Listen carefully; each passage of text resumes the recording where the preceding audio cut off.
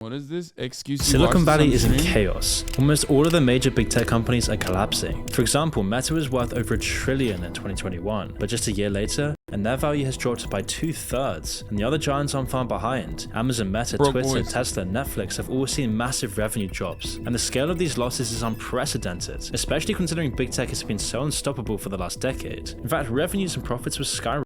Oh, this channel is Fallen Gun affiliated? Love that. That's fire. No fucking way. Are you serious? TikTok is worse than you thought. Stop watching TikTok's cringe videos because it's destroying society.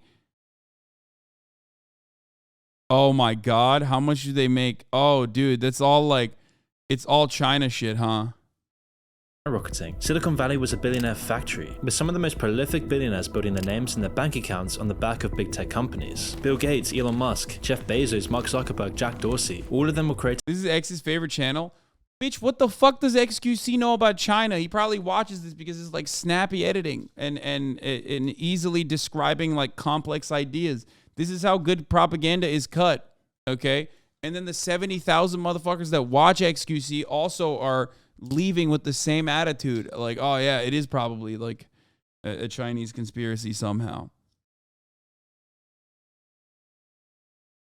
By the massive tech boom of the last 4 decades. But then the bubble popped, and now the biggest names in Silicon Valley are seeing their revenue plummet, firing hundreds of thousands of employees, with the stock value of almost every big tech company falling dramatically. Which leads us to the question, how did it get this bad so quickly? Well, you see, tech was a growing part of the world's economy for years. Over the last decade, tech companies have only got larger and larger. And of course, there were ups and downs. For example, the dot-com crash of the late 90s proved the catastrophic consequences of overvaluing tech companies. However, over time, the industry always picked up again. It was a measured climb at first, but soon people forgot the mistakes of the past, and as the years rolled by and technology improved, the companies behind it grew richer and richer. But there were massive problems on the horizon for Silicon Valley, because the path wasn't all golden. For example, companies like Uber have coasted on their potential, hoovering up investments without a proper model for profitability. The same can be said for Twitter, and yet despite this, all of the giants of the industry grew to immense proportions on paper. For example, in 2018, Meta surpassed $500 billion in net worth, and Amazon were closing in on $1 trillion. But all of these companies had a similar problem. They just weren't worth what people thought they were. Their business models were shaky and in constant need of investment, or they just didn't make that much money to begin with. Their margins were always incredibly tight, and that's why almost all of these tech billionaires never look at the stock price. That whole period is very interesting because the stock is not the company,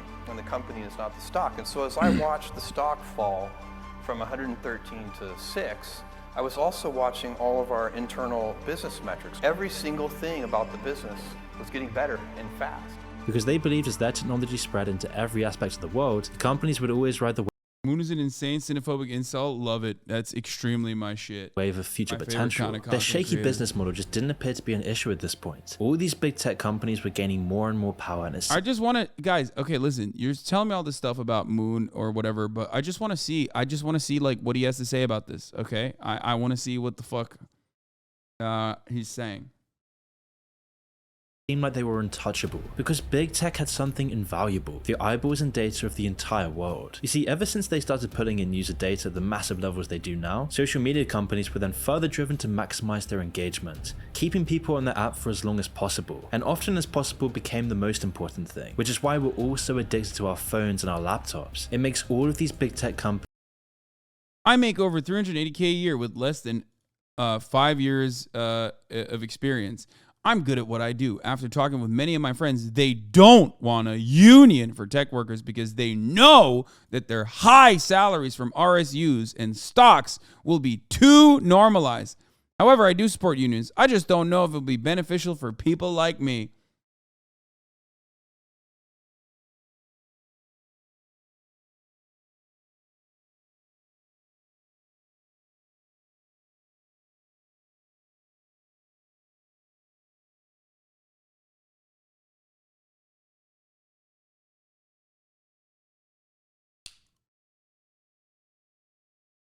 Good luck.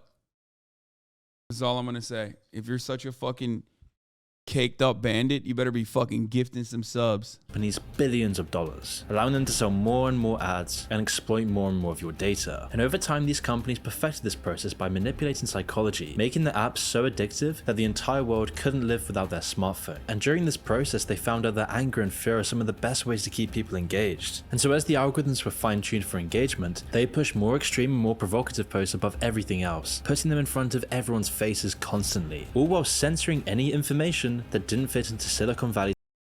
Oh, dude, yeah. They're censoring information that doesn't fit the neat Silicon Valley vibes and attitudes, you know what I mean? That's why the largest content creators in the political sphere on Facebook, for example, which is what the fuck this guy's using as an example, are Ben Shapiro and Daily Wire and numerous other right-wing operations. That's also the reason why in, on YouTube, like, these guys are thriving. Yeah, they love censoring opinions that don't benefit this political narrative, which is why Twitter, Meta, and all these other companies became the breeding ground for social media addiction, censorship, and hatred. And as time went on, the cycle ramped up and the culture war worsened. And these changes in the online space were reflected in the real world, leading to riots, unrest, and collapse. It didn't matter to the tech companies though. In fact, this was in their interest. Dude, if you think that social media is leading to unrest and riots and not like human beings' material conditions, the volatility that they experience under a capitalist organization of the economy, and it's just like someone saw on Facebook that you should be rioting and that's why they're rioting now, I don't know what to tell you. I mean, that's crazy. And instead of tackling the problems that they had caused themselves with their algorithms, companies started to then lean further on censorship. Like, social media certainly leads to radicalization, right? I would say more effectively right-wing radicalization than left-wing radicalization. That's certainly what I believe. But that's also because the systems are right-wing. So it's easier and more effective when you're making propaganda that it's easier and more effective to make propaganda that is. So you think the January 6th insurrection was caused by a lack of good material conditions? First of all, just because an insurrection happened by like every fucking jet ski dealership does not change the reality that the volatility and all of the right-wing, all of the fucking right-wing agitprop that is completely outside of social media is not playing a significant role there.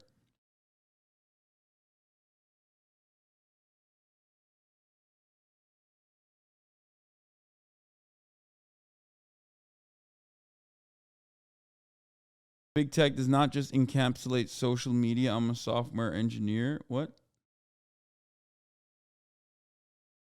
But yes, material conditions have allowed for the jet ski dealership owners to have a sense of entitlement that basically demands them to go to the fucking White House and go to the Capitol and break shit. So yes, material conditions still play a fundamental role in that. It doesn't just mean like poor people are rising up. It means that like upper middle class and like relatively wealthy people rise up too when they feel like they're not getting what they deserve. Suppressing all counter opinions in the name of misinformation. But this solution wouldn't work forever. Tech companies were going to pay the cost for their meddling in public discourse. However, for now, they had to deal with a much more conventional problem: competition. Over the past decade, China has exploded into the technology industry. Companies like Tencent, Huawei, and ByteDance have been eating into the Western market share on a global scale. In fact, Tencent has made numerous takeovers of Western companies like Riot, Epic Games, and even Ubisoft. And through these moves, they've undermined Western dominance in the lucrative gaming industry, with China owning some of the most popular games today like Fortnite and League of Legends. And China's also taking over with things like TikTok and Tencent's investments. Why is he posting China's W's to be like, this is the reason? It's just like, I mean, you can watch this as like a pro. You can watch this as like a pro China video. China is dominating the tech sector and they're dominating it so hard that like Westerners can't compete. in Reddit and Discord, and then Huawei attacked hardware manufacturers, releasing cheaper alternatives loaded with Chinese data collection technology. Xiaomi did the same, but to even greater effect. Despite only being founded in 2010, they've gained over 12% of the market already. It was so good that they literally had to ban it.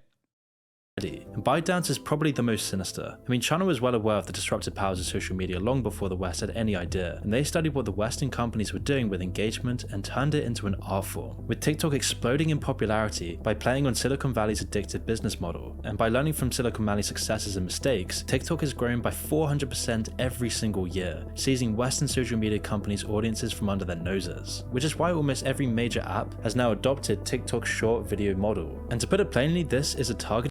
Every social media does this. Every social media company does this. You just don't like it when China's doing it. That's it. I mean, it's just the truth. I don't like TikTok because it's... You don't like TikTok because you think it's like uniquely collecting data that like other social media companies aren't doing when they are definitely doing that. I don't like TikTok because it's brainwashing everyone in America in the most aggressive ways possible.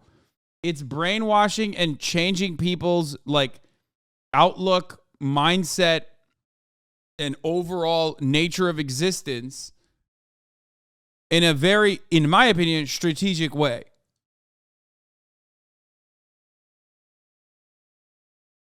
I don't like TikTok because it's fucking stupid. It's like people watching on Skid Row as a hobby. Attack on Silicon Valley. All these companies have incredibly close relationships with the CCP, which has given them enormous room to scale up, because no matter how profitable these companies are, they've always got the Chinese government behind their back, and this gives them a massive advantage over the West. They don't have to deal with pesky human rights laws, ethical... Bro, this dude is literally... How is he a libertarian? It seems like he's just saying like a centrally planned economy by a nation state that like sets clear-cut goals for their corporations is absolutely dominating the Western world in every field. What the fuck? He's just saying like China, he's just posting China W's. I think it seems like you watch this and if you have like an anti-China slant, you're like, oh yeah, this fucking sucks. I can't believe they're doing that. But if you watch this and you're like looking at this in an unbiased manner, you're like, wait a minute. I mean, this seems just like they're just like beating us in our own game. Impediments or even profitability. Instead, they can be safe in the knowledge that as long as they pull the party line, they can get away with virtually anything. And this isn't just within China, this is everywhere. They get government backing abroad, as all of these Chinese big social media sites are practically a third party of the Chinese government. And as they work in tandem, these companies have become an unstoppable force. And so whilst the Western tech companies are always at each other's throats, China's tech giants have been allowed to build them. Genghis when stronger imperialism. Libers, I want that. I mean, look, you can have an issue with many of the ways that this works. Ultimately, I care more about the material conditions that people are existing under, okay? If it's improving people's lives in a meaningful way, if it's building infrastructure, if it's making it so that like literacy rates are going up, if it's making it so that like healthcare is better, even though China is not very good at healthcare, let's be real, holy fuck. Possibly 33,000 people are dying every day is the speculation from Western media at the moment. 1 billion people have COVID in China currently, and the Lunar New Year is upon us. As a matter of fact, the Year of the Rabbit. I myself, of course, have Chinese relatives. I will be celebrating. But, I don't believe that the 33,000 people are dying every day. But,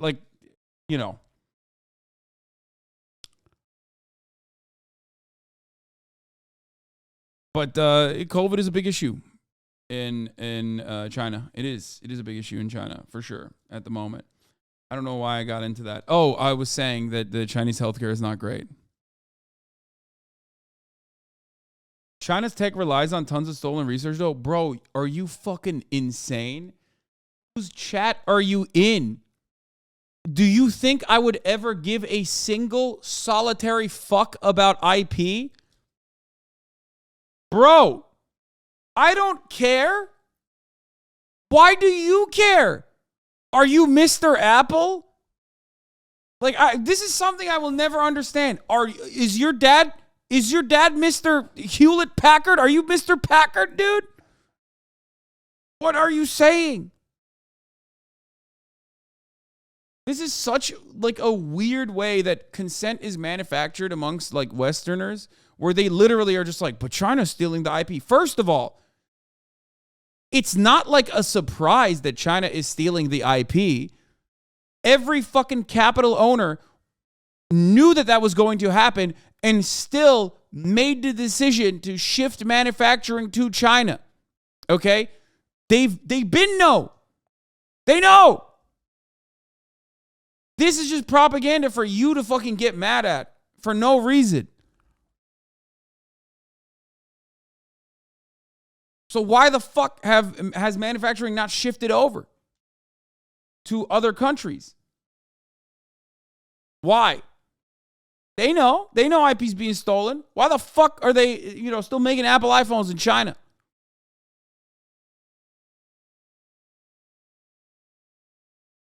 Also, why the fuck do you care about, why do you, I just don't understand. Why do you care about IP? Like, why do you care about IP? I will never understand. Do you think that, like, you're going to invent the new iPhone or something one day and you're scared that China is going to steal it? At that point, what, your value will go from like $10 billion to like $9.5 billion? Is that what you're worried about?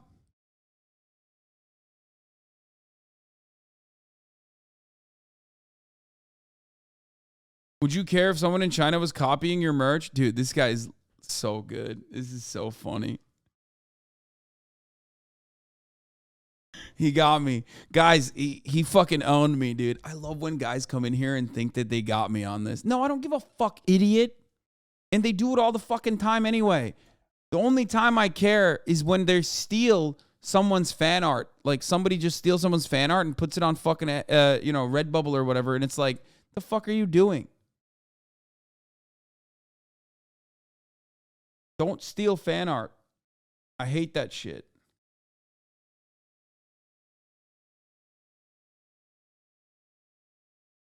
Wow, this is what you look like right now, Buster. You know it. Since we moved to a stock reward system instead of like a pension, it now matters a little more. Yeah, okay.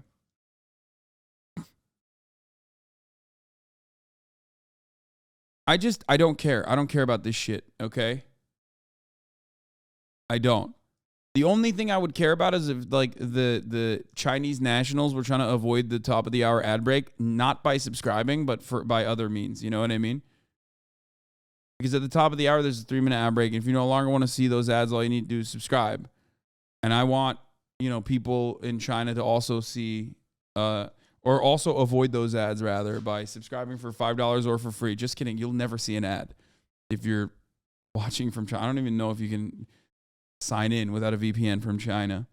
But, if you're signing off on your VPN and you're like in a Western territory, or if you're in like North America, you're going to see an ad at the top of the hour.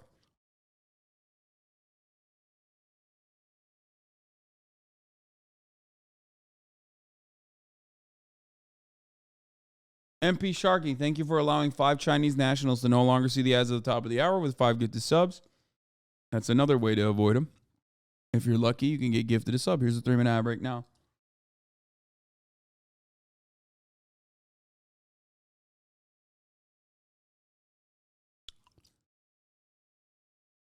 Monopolies and peace, which is why every day China gains a little more ground on the West, because for every user and customer that China gains, Silicon Valley gets weaker, and this new threat has been awful for big tech's bottom lines, and the true consequences I don't think this is the reason why they're laying off people. Have only just begun today. But before we continue, I want to tell you about the video. These problems were still on the horizon, but they hadn't affected the numbers yet. Apps like TikTok were only just getting started and massive growth was still expected. And by the end of 2016, Twitch doesn't care about Albanian ad viewers, probably because we were invaded by the Ottomans for 500 years and we deserve as much. Well, technically, they don't really serve that many ads in Turkey either, so don't worry about it.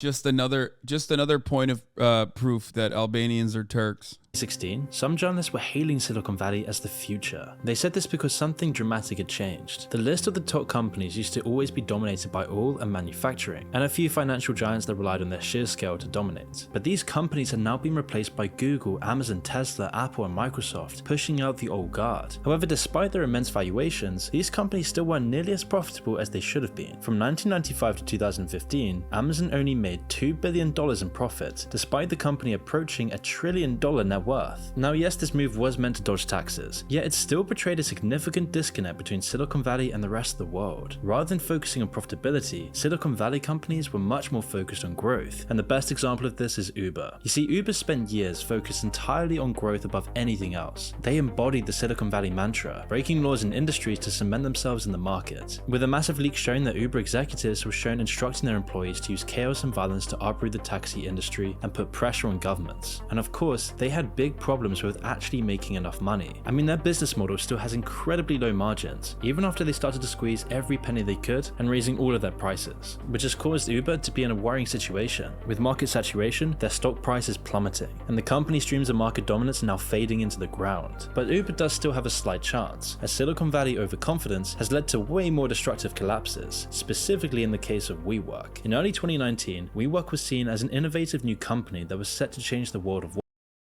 I mean, he's just posting the L's of Silicon Valley, which, by the way, Uber, WeWork, every single one of these companies is just trying to deregulate a market and claim it's disruptive. And of course they were going to fucking fail. Like, that's it. Work. Although it was founded in New York, and then slapping on the tech banner. The only company that has been able to withstand that scrutiny has been Tesla, to its credit. Like, I'll admit.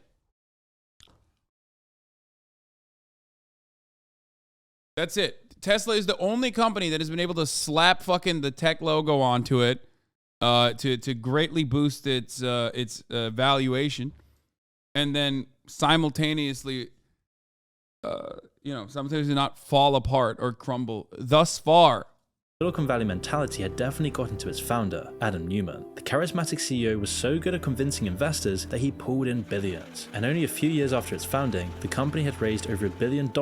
And by the way, when I say thus far, I fucking mean it. Why? Why? You have to understand that 2023 is the year that Tesla is no longer the dominant force in electric vehicles. Every single major car manufacturer is now making fully electric vehicles. Some of them are going to be much better than the Tesla. It's not just the Porsche Taycan, okay? They're going to be more affordable than Teslas. It's not going to be a bitch and a half to fucking fix because they have dealerships and networks and all of that stuff, the infrastructure to take care of vehicles like that. It's going to be cheaper than Teslas. It's going to be more reliable than Teslas. The only thing that Tesla will be able to, the only thing that Tesla will have by the end of like 2025 is their supercharging capabilities. Okay? Their supercharging capabilities. And if things were fair, that would have already become universal. If Elon truly was the world-saving global genius that he claims to be, that he wants to save the universe through electrifying our grid, through using electric vehicles, through all this shit, through focusing on renewable energy initiatives, what I'm mentioning would have already been the reality.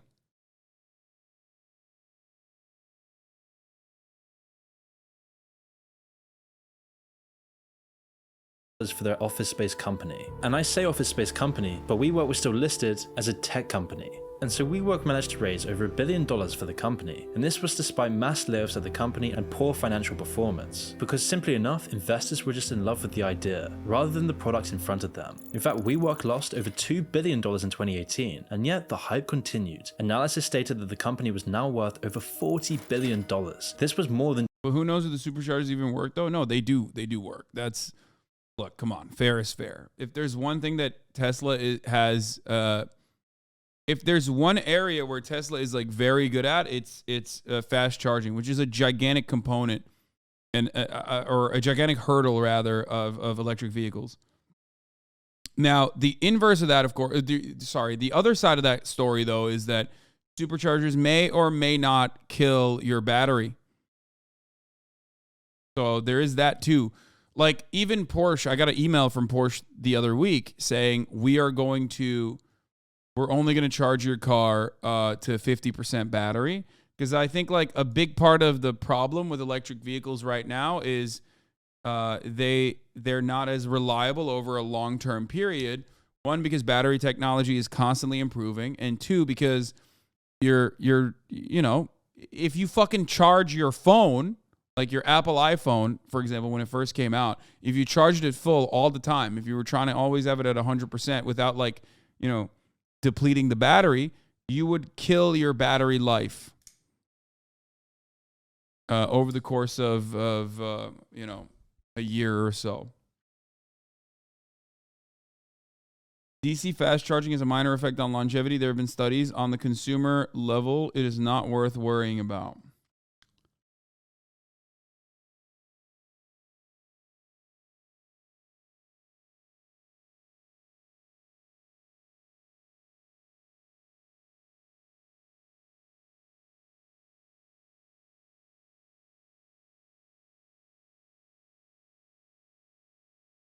Currently, you can't recycle EV batteries, which is one of the big problems for them. Yeah.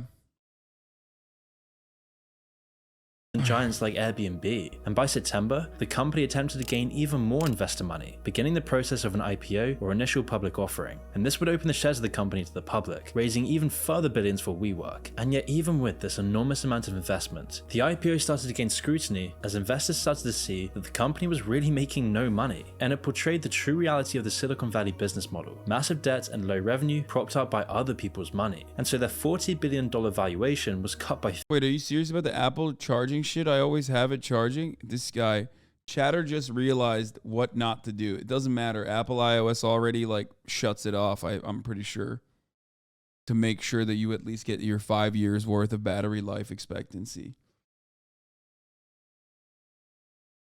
Can't recycle batteries? That's insane. Batteries are the most recyclable thing you can do. Crazy misinfo. There's no battery swapping in Western vehicles, Western EVs, as far as I understand.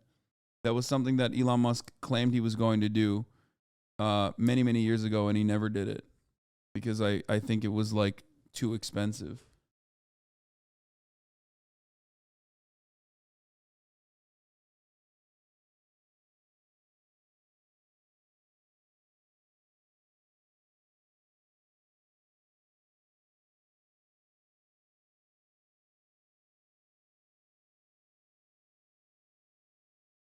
Three-quarters in a matter of days, resulting in 20% of the company being fired, and Newman, their CEO, and other executives were all forced to resign, and the company was forced to cut back on its massive growth plans. Reality hit the company hard, and today people are questioning the expiry date of WeWork. But yet again, Silicon Valley didn't learn from this example. Despite the very same business practices being used across tons of tech companies, this was just seen as an isolated case by tech elites. Besides, now wasn't the time to consolidate and slow down, and then as 2019 came and went, the world was forced into the pandemic. First US case has been detected. There's confirmation the coronavirus has reached Australia. And it was here that tech companies would double down. COVID-19, as it was for so many other billionaires and corporations, was a massive opportunity for big tech. The pandemic saw tech companies' values rise by hundreds of billions. They made so much money, they barely even knew what to do with it. And it was the belief at the top of these companies that this is just how things were. Tech dominance into the future seemed all but guaranteed. Zuckerberg and others would be risky and short-sighted in their investments, assuming that revenue levels would stay strong after the pandemic. And that's why Meta's workforce grew by 28% in just a year, and Amazon massively expanded their own operations, seeing their profits soar by over 220%. Apple spent an extra To be fair, at one point Elon said in an interview that his goal with Tesla was to disrupt the car market enough to force all of the car manufacturers to make electric cars, hence helping the environment. The problem is that Elon has become more greedy over time. First of all, Elon has been a charlatan since day one. And that statement in and of itself literally betrays Elon Musk's primary form of generating any kind of revenue for Tesla. He just said that, but that was just marketing, which you seemingly believed. If that was the case, then why the fuck was Elon straight up generating revenue through credit swaps, through green credit, through initiatives that the government had set up as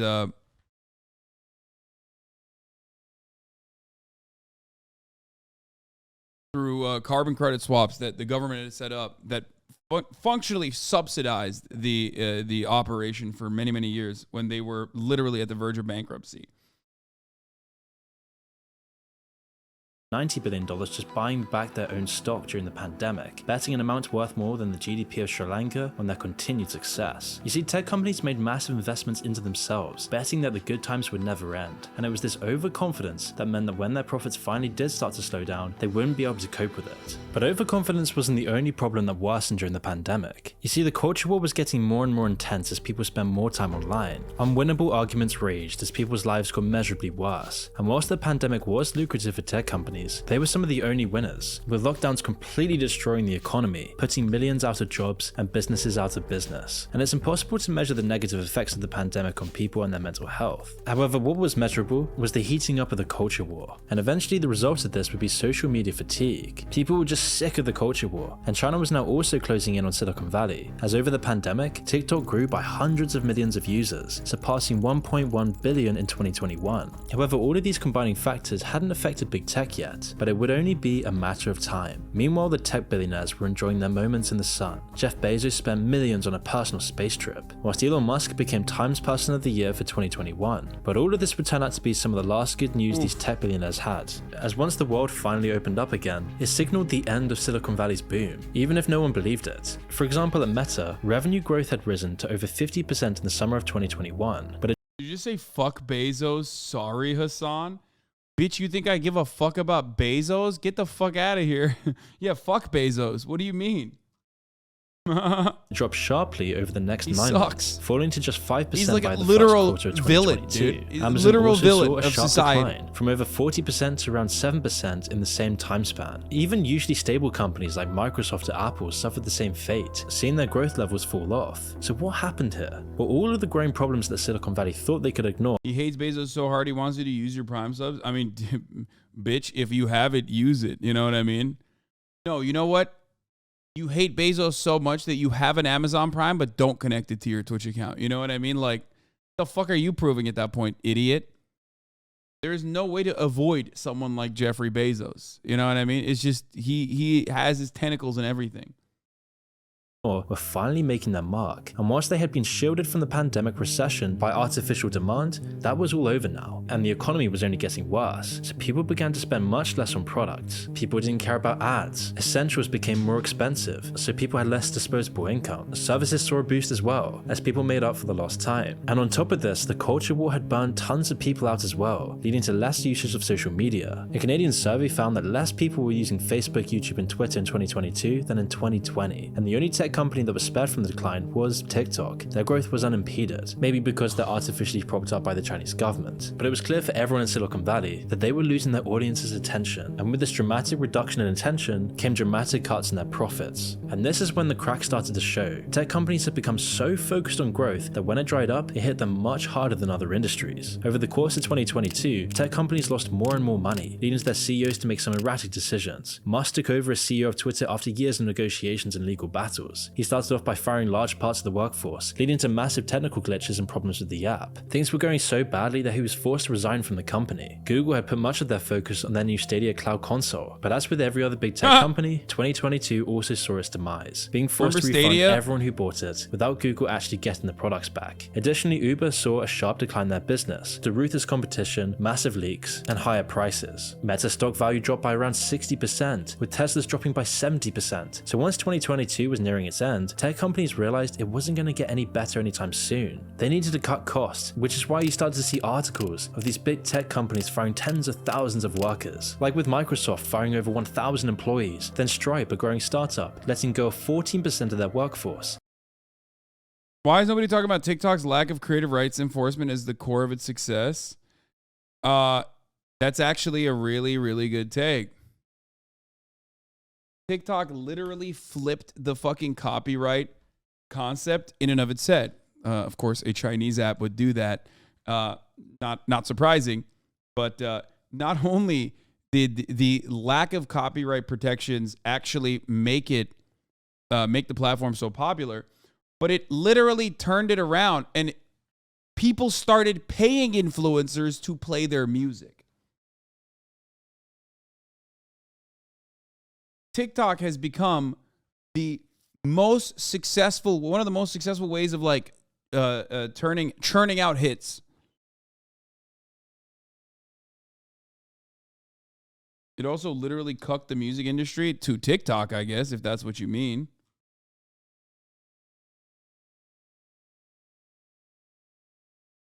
Elon was forced to lay off nearly 4,000 people from Twitter, with Meta following shortly after, laying off a further 11,000 people. Amazon cut their numbers by 10,000, and all of this had happened in just over a month. Eventually, Amazon would double their numbers in December, as clearly they hadn't shrunk enough. And these weren't minimum wage employees either. They were both high-skilled and incredibly expensive employees. And in total, over 1,000 tech companies fired over 150,000 workers. But Silicon Valley had made their bed with their risky investments and growth-focused ethos. The same companies that had fought over these workers in the talent wars, which was just a year or two ago, were now letting them go and incurring massive costs in the process. And it wasn't just going to cost them at the time either. These firing sprees represent a massive amount of people with incredibly valuable skills. A job board called Tech Jobs for Good has seen massive increases in skilled job seekers off of the back of these layoffs. People who have seen the fast life of big tech companies are now instead looking to make a difference despite a small hit to their paychecks. And this is one of the ways in which the collapse of big tech will inadvertently benefit the world. But perhaps this is symptomatic of a much larger trend in our economy.